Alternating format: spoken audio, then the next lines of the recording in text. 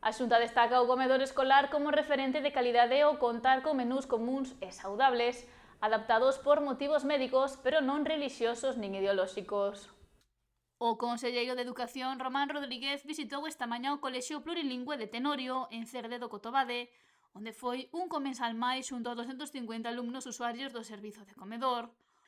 O titular do Departamento Educativo reivindicou que Galicia conta cun servizo de comedores escolares de gran calidade en contraposición ao papel do Goberno central neste eido. Creo que é unha forma por parte do Goberno do Estado que eu diría de facer política típica dun farabarato. E cando digo dun farabarato digo por dous motivos. O primeiro porque é un decreto que regula un ámbito competencial que non é deles e non aportan nin tan siquiera un euro. É dicir, se plantexa unha serie de medidas e o Goberno do Estado aporta 0 euros, neste caso, pois aos servizos de comedor dos conxuntos das comunidades autónomas. E tamén decir que están incumprindo, como suele ser habitual por parte dos farabarato, están incumprindo pois un acordo programático que fixeron no seu momento o Partido Socialista e Sumar, onde se dicía que se iban a incrementar pois as axudas económicas aos comedores escolares por parte do Estado. Rodríguez puxo sobre a mesa datos que corroboran a importancia que ten o comedor escolar en Galicia. Todos os días, aproximadamente 62.000 nenos dentro da rede de comedores escolares da Xunta pois son usuarios dos comedores escolares.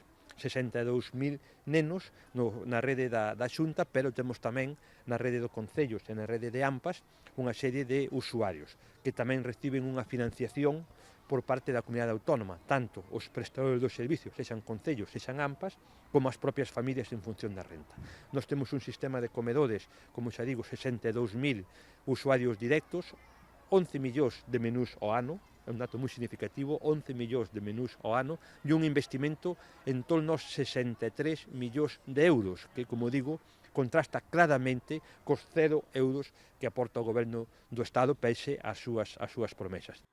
Apuntou que o sistema galego é xusto ao ser de copago en función da renda das familias, polo que sinalou que o 80% dos usuarios non pagan nada ou tan só un euro. É un sistema onde os menús están controlados por nutricionistas, diseñados, mellor dito, por profesionales no mundo da nutrición, polo mundo dos sergas, que están tamén baseados en gran parte en produtos de proximidade e que é un menú común para o conxunto dos usuarios, para o conxunto dos nenos e nenas. É dicir, é un menú único, común para todos eles que onde salvo por cuestións sanitarias é un menú común para todos eles e pretendemos que así siga sendo un menú común para todo o alumnado onde non se van a diseñar menús específicos en base a cuestións ideolóxicas ou cuestións religiosas. Nos apostamos por un menú común para todos os nosos usuarios, en torno a 62.000, un menú común que si vai atender, por suposto, a cuestións sanitarias. Román Rodríguez avanzou que esta primavera entrará en vigor unha nova liña de axudas para quen teña fillos en infantil e primaria, que empregan comedores xestionados en centros públicos por AMPAs e concellos ou comedores de centros concertados. As familias recibirán da Xunta unha contía que variará en función da renda familiar. Serán 150 euros por fillo para os fogares que gañen ata 6.000 euros per cápita ao ano e 100 euros por fillo para os que teñan renda de entre 6.000 e 10.000 euros.